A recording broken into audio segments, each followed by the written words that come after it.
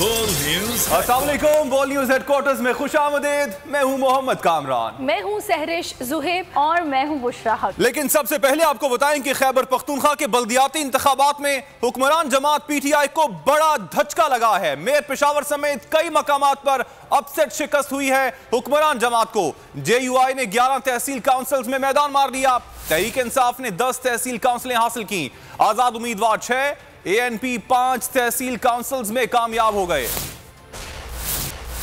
खैबर पख्तूनख्वा के बल्दियाती इंतखाबात कई शहरों में अपसेट बड़े बुर्ज उलट गए। 64 तहसील कौंसिलों में से 38 के गैर सरकारी गैर हतमी नताइज आ गए। JUI ने 11 तहसील कौंसिलों में मैदान मार लिया। PTI ने 10 तहसील कौंसिलों में फतह हासिल की। ANP 5, आजाद उम्मीदवार 6 तहसील कौंसिलों में कामयाब हुए। मुस्लिम लीग नून के हिस्से में 3 तहसील कौंसिलें आई। जमात इस्लामी 2, TAP को 1 तहसील कौंसिल मिल गई। बुनेर की 6 में से 4 तहसीलें तहरीक इंसाफ ले उड़ी। 1 सीट पर PTI, 1 पर ANP को बरतरी हासिल। मेयर पेशावर के लिए JUI-F के जुबैर अली ने सबकत हासिल कर ली। बन्नू सिटी मेयर के निशिस्त पर JUI के इरफान उल्लाह ने बरतरी ले ली। मर्दान सिटी मेयर के इंतखाबात में ANP के हिमायतुल्लाह मायार का पलड़ा भारी है। कोहाट सिटी में JUI के शेर जमान आजाद उम्मीदवार शफी उल्लाह से आगे निकल गए।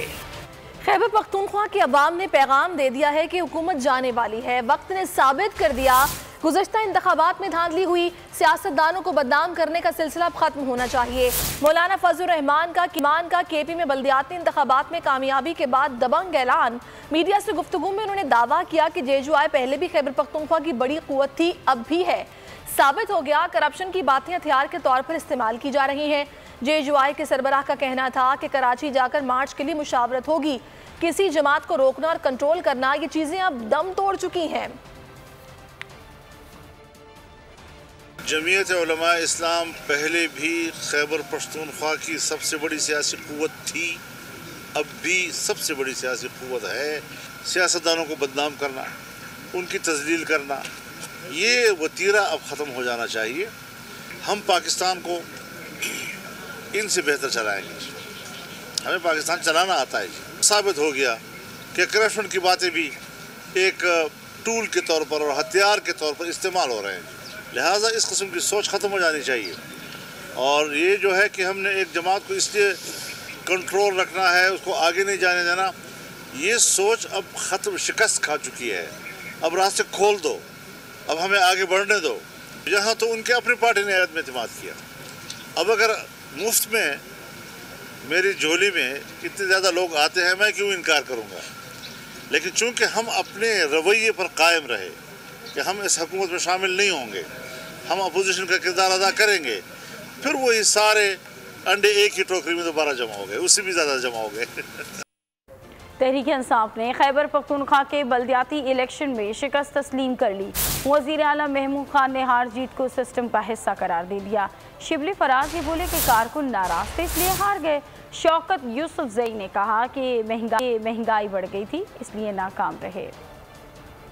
बल्दियाती इलेक्शन में नाकाम रहे, तहरीक इंसाफ ने तस्लीम कर लिया। वज़ीर आला महमूद खान के असम्बली आमद पर सहाफ़ियों ने सवालात की बौछार कर दी। बल्दियाती इलेक्शन से मुतालिक सवाल पर महमूद खान ने जवाब दिया, हार जीत सिस्टम का हिस्सा है। वफाकी वज़ीर शिबली फराज का कहना था कि PTI का मुकाबला PTI के साथ था। बहुत से कारकुन हमारे नाराज थे इसलिए हम हार गए। तो जहाँ पे कि PTI हारी है वो इस वजह से हारी है कि PTI का मुकाबला PTI से था। तो अगर ये PTI वर्सेस PTI ना होती तो मेरा ख्याल है कि हम अभी जो 16 अजला में हुए हैं उसमें से हम आसानी से 14 में ले सकते थे। शौकत यूसुफजई ने हार की जिम्मेदारी होशरुबा महंगाई पर डाल दी। ये नहीं है कि तहरीक इंसाफ का वोट कम हुआ है। अगर कहीं पे हम हारे हैं तो उन लोगों ने अपने गुस्से का इजहार किया है। बिल्कुल मैं मानता हूँ कि जहाँ पे महंगाई की वजह से लोगों ने गुस्से का इजहार किया, लेकिन उसके अलावा आप ये देखें कि किसी किस्म का कोई इल्ज़ाम नहीं लगाया। शिबली फराज ने अगले इलेक्शन के लिए तैयारी का इंदिया दिया। शौकत यूसुफजई बोले 3 माह में महंगाई काबू में आ जाएगी। खैबर पख्तूनख्वा में पहली बार बराह रास्त वोट से इख्तियारात की मुंतकली हो रही है। पहली बार किसी हुकूमत ने शफाफ और गैर जानिबदाराना इंतखाबात करवाए। विफाकी वजीर इत्तलात फवाद चौधरी ने ट्वीट करते हुए कहा, इमरान खान वो लीडर हैं जो अपने सियासी मफादात को पसे पुश्त डालकर मुल्क और लोगों के लिए सोचते हैं। फवाद चौधरी ने कहा, कितना आसान है वजीर आला की सूरत में एक डिक्टेटर रखो और काम चलाओ, जो पाकिस्तान पीपल्स पार्टी और मुस्लिम लीग नून की रिवायत है। सिंध के लोग आज भी इसी रवैये का शिकार हैं। अब पंजाब में भी बाइख्तियार निजाम कायम होने जा रहा है। Deputy speaker Khyber Pakhtunkhwa assembly Mahmood Jan के भाई को बल्दियाती इलेक्शन में शिकस्त, अपनी ही जमात के मेंबर कौमी असेंबली को जिम्मेदार ठहरा दिया। कहा, नूर आलम ने JUI के उम्मीदवार को सपोर्ट किया। नूर आलम ने कहा कि बल्दियाती इंतखाबात में टिकटों की तकसीम पर मुझसे किसी किस्म की मुशावरत नहीं हुई। शिकस्त का मलबा मुझ पर डालना समझ से बालातर है।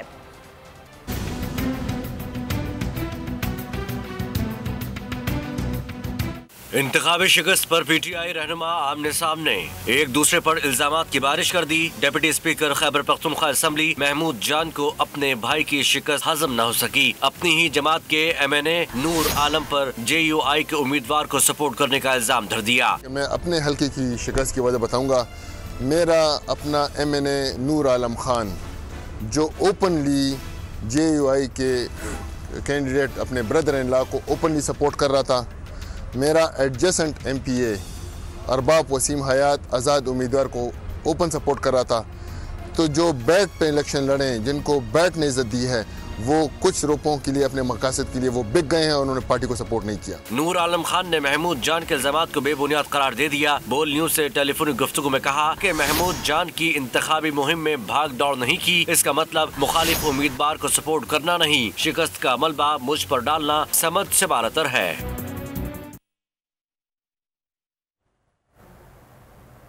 पीपल्स पार्टी ने धांधली के खिलाफ इलेक्शन कमीशन से नोटिस लेने का मुतालबा कर दिया। सेनेटर शहरी रहमान ने कहा कि पेशावर के 120 पोलिंग स्टेशंस के नताइज ताख़ीर से जमा हुए। 50 प्रिजाइडिंग ऑफिसर्स ने नताइज रात 4 बजे के 12 बजे के बाद जमा कराए। ECB तफ्तीश करे कि प्रिजाइडिंग ऑफिसर्स ने ताख़ीर क्यों की। 30 प्रिजाइडिंग ऑफिसर्स अभी तक गायब हैं। दूसरी जानिब साबिक वजीर आजम शाहिद खाकान अब्बासी का कहना है कि खैबर पख्तूनख्वा बल्दियाती इलेक्शन में इनका जो हशर हुआ वो सबने देखा। मुल्क में वाफिर मिकदार में बिजली मौजूद है, सिर्फ बनाने की जरूरत है। महंगी बिजली की जिम्मेदार मौजूदा हुकूमत है। शाहिद खाकान अब्बासी ने कहा कि हुकूमत ने 3.5 साल में एक पावर प्लांट भी शुरू नहीं किया।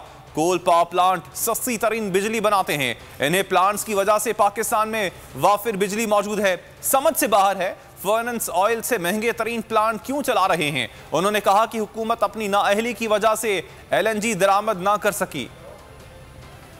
हुकूमत को 3.5 साल हुए हैं, एक भी पावर प्लांट शुरू नहीं किया जा सका। इसको सिर्फ नाअहली नहीं कह सकता। हम किसी पे करप्शन का इल्जाम नहीं लगाते, लेकिन यहाँ से बहुत बू आती है करप्शन, इसलिए कि आज फर्नेस ऑयल के जहाज कराची के बाहर खड़े हैं और पाकिस्तान की अपनी रिफाइनरियों में फर्नेस ऑयल के तमाम ज़खायर भर चुके हैं। फर्नेस ऑयल रखने की जगह नहीं है और रिफाइनरियाँ बंद हैं। और ये वो फर्नेस ऑयल है जो 50% महंगी बिजली बनाता है LNG और कोल की निस्बत। तो आज जो पाकिस्तान के अवाम बिजली की कीमत अदा कर रहे हैं, उसमें इस हुकूमत की इस नाअहली और करप्शन जो है उसका एक बहुत बड़ा अंसर है।